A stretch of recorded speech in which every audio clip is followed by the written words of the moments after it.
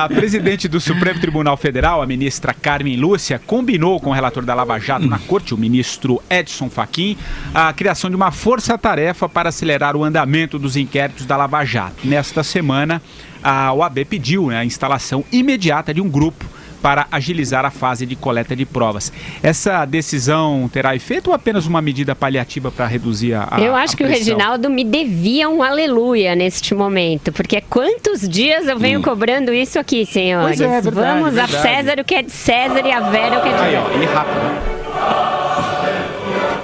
Finalmente, ministra, finalmente a senhora não A ministra se Carmen Lúcia, ela escuta o 3 em 1, velho. Ela se desacoelhou e anunciou essa medida, que já estava mais do que na hora. Vem, boa hora. Esses inquéritos não iam andar se fosse nesse ritmo tradicional do Supremo, ritmo de tartaruga, para ainda ficar na analogia com a lebre e a tartaruga aí. Não ia dar certo, precisa de uma força-tarefa. Então agora o que a gente vai ter? Vai ter procuradores ajudando a colher os a colher as provas, Polícia Federal ajudando a colher depoimentos, fazer as provas, fazer as oitivas, fazer as buscas e apreensões, e os juízes de outras instâncias devem ajudar nessa fase de instrução do processo penal, que é uma fase chata, uma fase que o Supremo não tem por que cuidar. Então eu acho que assim a tendência é que esses inquéritos corram mais rápido, assim como também é boa a ideia de redistribuir, que a gente já falou aqui ontem, os fatos que não sejam exatamente concernentes à Lava Jato, sejam outros fatos, correlatos ou outros esquemas de corrupção. E também vão discutir o foro privilegiado, né? Aí eu já acho mais polêmico, mas a gente tem que discutir aqui. Vai você, Andreasa.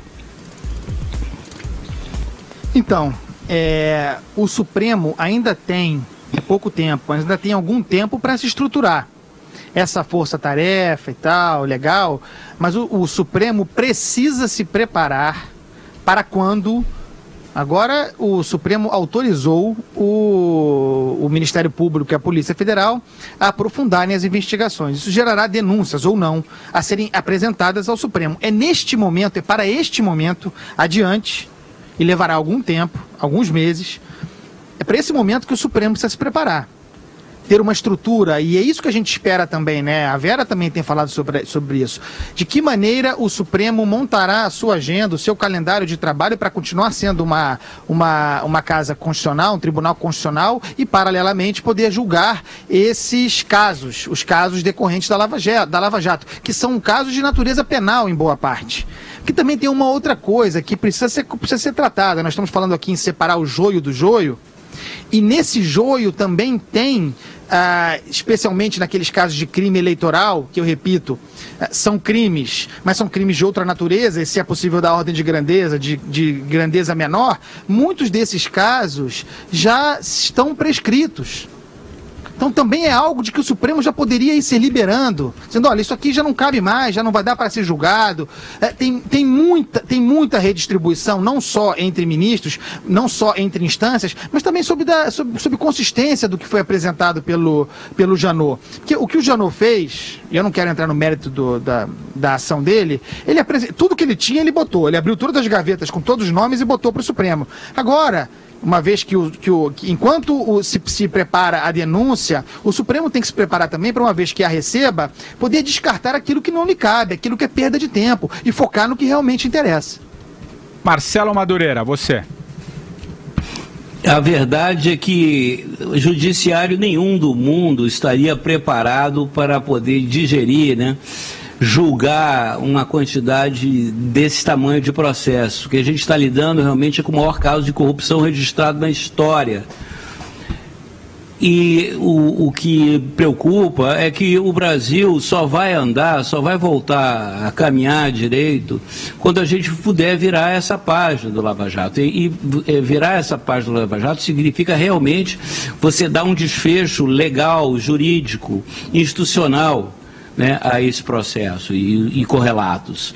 Então, o centro, o núcleo dinâmico do Brasil passa a ser, já era, mas cada vez mais é o Poder Judiciário, né? É dali, do esforço que eles venham a fazer, no sentido de lidar o mais rapidamente com esses processos, que a gente vai poder se levantar e voltar a caminhar. Então, só para lembrar, ontem eu falei que a ministra Carmen Lúcia me confidenciou, né, que ela é fã do 3 em 1, ela na repartição que ela trabalha, essa hora todo mundo para o que está fazendo para escutar o nosso programa, e ela ouviu, né, as súplicas da Vera Magalhães e espero que essa força-tarefa realmente cumpra, né, com a sua finalidade. Cumpra com a tarefa, né? Agora, a discussão do foro privilegiado, de novo, né, vai ser aquela questão do Supremo tomando o papel que seria do Legislativo. Mas o Legislativo ameaça discutir isso e não discute nunca. Tem vários projetos de lei lá, do Álvaro Dias, do Ricardo Ferraço, do Randolph, que tratam da mudança do foro privilegiado, mas eles não andam, por motivos óbvios, porque é interesse próprio dos parlamentares manter tudo como está. E eu acredito que vai se formando, pelo que eu tenho conversado com os ministros, um caldo de cultura ali, um ambiente favorável a rever, sim, os casos de foro, por pura impossibilidade do Supremo tratar tudo que está nas mãos deles. Eles estão com as mãos muito cheias e eu acho que eles vão acabar mudando isso. Diga, Andreas. E aqui eu vou ser mais estúpido do que nunca, tá? Porque eu vou fazer uma pergunta sem ter a menor ideia da resposta.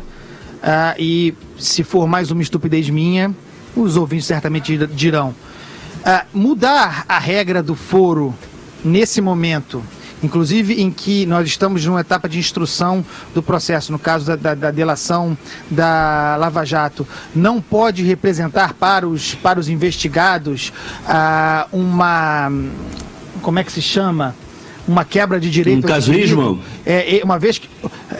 Uma vez que eles estão, neste momento em que o processo se instala, resguardado pelo foro, uma decisão que ocorra agora não teria efeito apenas futuro, não ficaria impedido de retroceder contra os investigados? Eles não ficariam protegidos por isso? Uma das principais normas do direito penal é de que a lei só retroage em benefício do réu. Não retroage.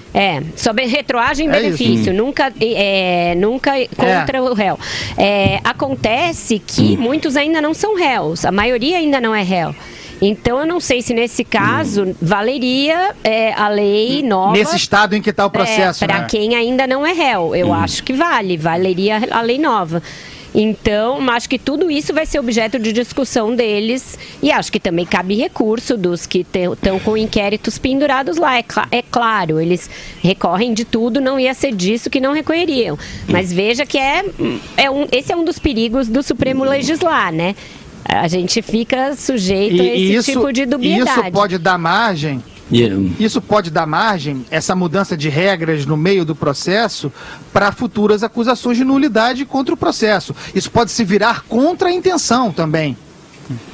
Tem que tomar cuidado com isso. Eles vão fazer de tudo. A gente está falando aqui no...